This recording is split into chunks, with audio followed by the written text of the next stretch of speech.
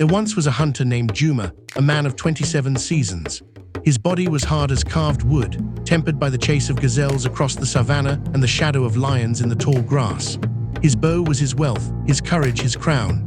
Though he had no palace, no servants, and no gold, he walked with the dignity of a lion, and the people loved him. His laughter rang in the market when he traded meat for grain, and children ran to him to hear tales of the hunt. Far away in the palace of stone and gold lived Princess Amara, daughter of King Obaid, ruler of Wagudu. She was 24 seasons, her beauty sung by griots across the land. Her skin was smooth as river clay, her eyes deep as midnight pools, and her smile held the light of dawn. Men came from distant kingdoms with gifts, ivory, gold, cattle, jewels, all seeking her hand. But Amara's heart was not stirred by riches or rank. She longed for freedom, for laughter without pretense, for a love born of truth, not of treaties. The spirits of fate wove their threads on the night Juma and Amara first met. It was at the sacred Baobab, the tree whose roots reached into the underworld and whose branches touched the sky. People came there to speak with the ancestors, to pour libations, to whisper prayers carried upward on the wind. Juma had come to give thanks for the hunt, carrying a hare caught at dawn. Amara had slipped away from the palace, dressed not as a princess, but as a simple maiden, her feet bare upon the earth, her head bowed in prayer for freedom. When Juma looked up from his offering, his eyes met hers. The world stilled. The cicadas silenced, the wind hushed, even the great Baobab seemed to hold its breath. His heart thudded once, twice, then leapt like a gazelle. "Peace be upon your hunt," Amara whispered, her voice like cool water in the desert. "And peace be upon your prayers," Juma replied, bowing his head. They spoke no more, yet the ancestors had heard enough. A seed was planted, and no decree of men could prevent it from growing. The days passed, and Juma and Amara found themselves drawn back again and again to the Baobab. At first their words were few, but soon they poured like rivers. He told her of the hunt, of how he tracked gazelles by broken grass, how he faced lions with nothing but a spear, how he slept under stars without fear. She told him of the palace, of endless rules, of golden chains, of suitors whose eyes were filled not with love, but with greed. They laughed, they dreamed, and beneath the great tree they discovered a love pure as dawn. Yet love, when it defies walls, invites danger. Rumors whispered like snakes. Servants saw the princess's absences. Market women saw Juma smile at someone unseen. The king's ears are always open, and soon he heard the name of the hunter linked with his daughter. King Obaid was a man of iron pride.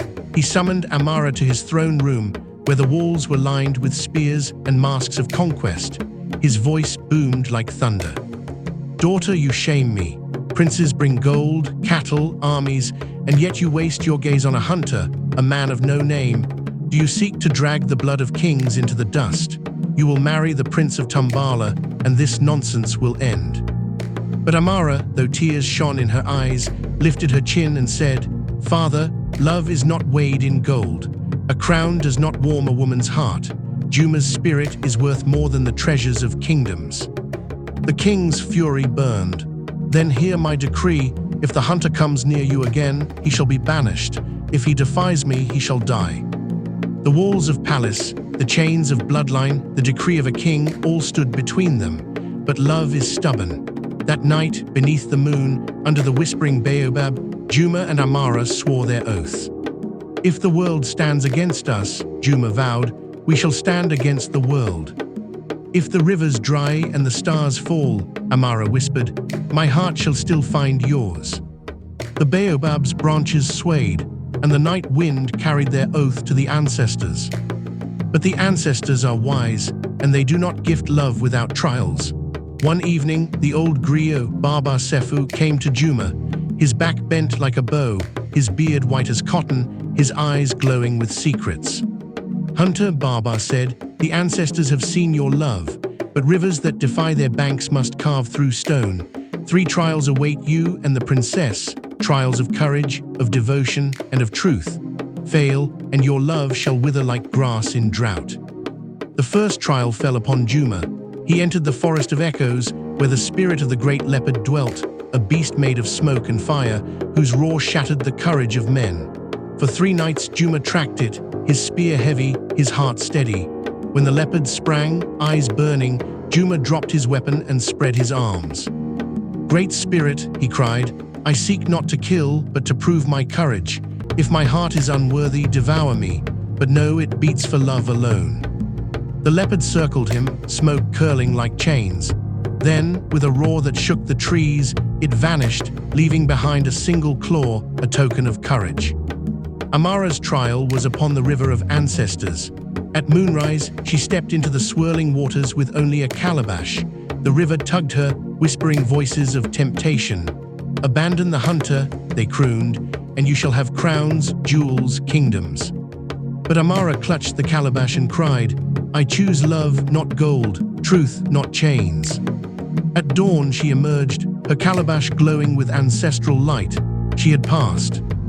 But the third trial was betrayal, and betrayal cuts deepest. Chief Barco, a noble filled with envy, poisoned the king's ear. Soldiers caught Juma and Amara beneath the Baobab.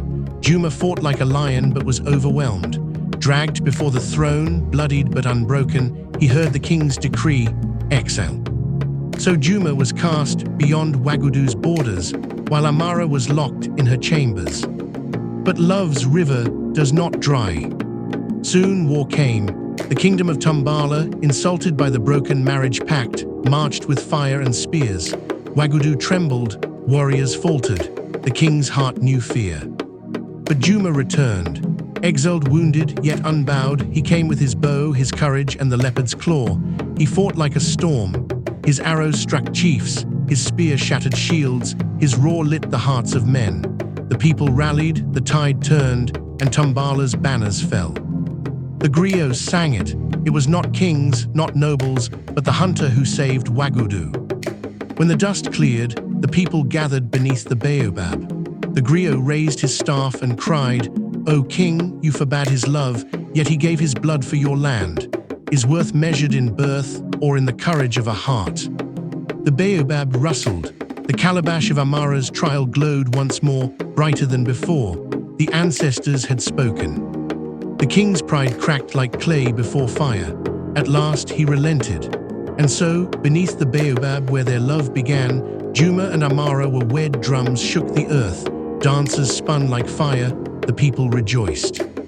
Their love healed the kingdom, for it proved that gold may glitter and crowns may shine, but only love endures.